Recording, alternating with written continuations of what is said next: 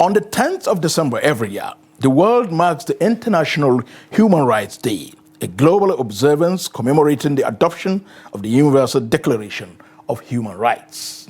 In Nigeria, the day serves as a reminder of the ongoing struggles to protect the fundamental freedoms guaranteed to every citizen. The 2025 theme emphasizes everyday essentials such as freedom of expression and access to information. Trust TV's Noel Sampson now reports on this special. In 2024, the National Human Rights Commission recorded more than 2 million human rights-related complaints across the country. In September 2025 alone, the Commission received 371,622 cases with violations of the right to life topping the list. Nigeria also continues to perform poorly on global rankings. In the 2024 World Human Rights and Rule of Law Index, the country is placed 120th out of 142 nations, reflecting deep-seated and persistent rights challenges. And today we pay tribute to human rights advocates and defenders the world over.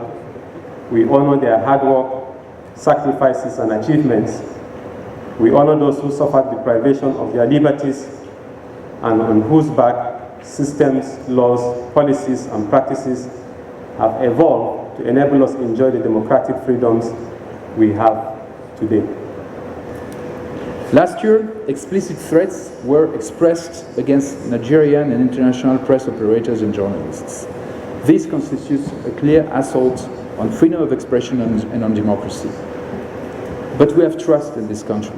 We have trust in Nigeria, and we are confident that Nigeria will overcome these challenges.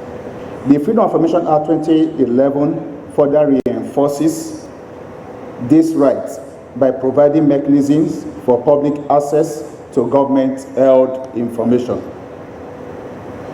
This year's theme, our everyday essentials, freedom of expression and access to information, is both timely and profoundly significant. It reminds us that these two rights are not abstract ideas, but practically necessities that empower citizens, strengthen institutions, and uphold the very fabric of democratic governance. As the statistics continue to raise concern, human rights advocates say strategic reforms are needed to protect Nigerians more effectively. Human rights lawyer Femi Falana, legal practitioner Monde Ubani, and program manager of the Criminal Justice Reform, ROLAC, Oluwatoyin Akinwande, offered insights on what must be done. Our duty as human rights defenders, revolutionary lawyers, human rights activists, civil society organizations is to go out there and enlighten our people to know their rights under the law so that they can confront the authorities and demand that their rights be respected.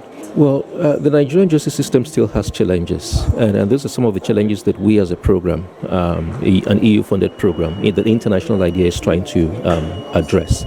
So we know, for instance, that people still spend lengthy periods of time in detention, waiting trial. And, just as one of the examples that the speaker gave, you could have a judgment and you cannot have access to that judgment until it is made available, which could take quite some amount of time. So the key thing is that we need to acknowledge where we are in promoting access to justice. But where we're having problem actually is judicial attitude and enforcement. I know when I started my practice as a lawyer, the moment you file a fundamental human right action, it is given very, very utmost timely intervention. The matter is assigned immediately. Now you file fundamental human right enforcement, it takes you almost 1 month or 2 or 3 months for the matter to be assigned. So the attitude has changed. This is not what we made, initially. So what has gone wrong? As Nigeria reflects on this year's observance, one message stands clear. Protecting human dignity is not only a global duty, it is a national responsibility. Noel Sampson, Trust TV News, Abuja.